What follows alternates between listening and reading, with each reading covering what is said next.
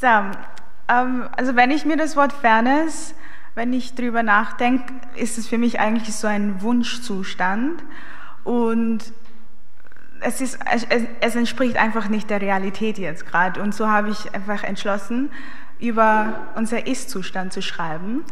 Und mein Ist-Zustand im Moment beschreibt ein Problem, das viele Menschen tagtäglich noch betreffen und mich inklusive, beziehungsweise Menschen, die so aussehen wie ich. Und da wir jetzt von der neuen Globalisierung reden, ist mein Text auf Englisch und er geht so.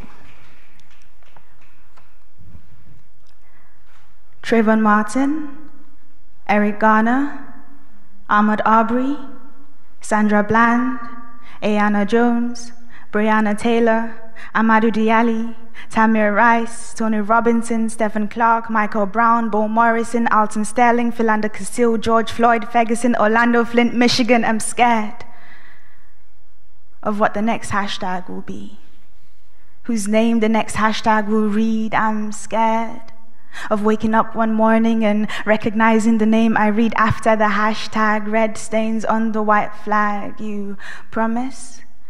It's just red wine, but we never chose to sip from the cup of injustice. I'm scared that at some point that hashtag will read a last name identical to mine.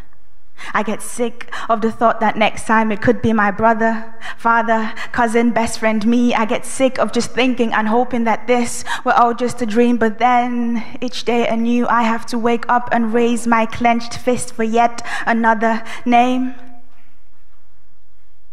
We don't play with fire, I learned growing up, or else you get burned. But what leaves me confused is that I went nowhere near the smoke, and yet my skin is scalded, rumpled and wrinkled under the weight of pulling along the lifeless body of a person that I never knew, crumbling under the thought of having to swallow down the lump in my throat, forced to stay silent, choking on tears not wept for my loved one. He was a loved one and he couldn't breathe. Rest in peace, George Floyd. My heart still races, and censored motion pictures still flash before my very eyes. On days as such, I feel like a character in a game and someone else has the controller. You see, they're trying to play a bloody game and I'm just trying to live, to prove that my life matters, that Black lives matter. You see, I had other plans for 2020, and I'm not just talking about the virus, but the pandemic that has taken away breaths with multiple pulls of the trigger, the pandemic with no vaccine in sight. We're quarantined in segregated neighborhoods, forced to stay silent with pistols to the back of our heads, and our biggest offense is running, as though we haven't always been running. Or tell me why the fastest runner in the world is a Black brother. Because even before we learned to walk, we were taught to sprint like the wind. Because there's always something or someone chasing us, and so I jerk at the sound of every notification on my phone these days, wondering, is it yet another name and picture in the news?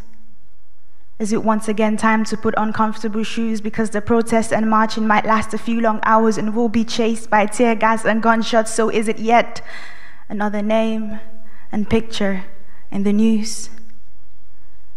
Because believe me, we're ready. But then I have to take a step back and think, when will it be my name and picture in the news? And when it's time, will you march for me? Will you use all 7 of my names in a hashtag, or will just precious do? Will you console my mother? Will you raise my children and teach my sons the way of the gun? Will you add my name to the already long list? Will I be lost amongst a pool of already dead names? Will you say that I ran the righteous race? Will you know that I pleaded, not because I wanted to, but because I was given no other option? Will you remember my last words? I wonder, will it be that I can't breathe?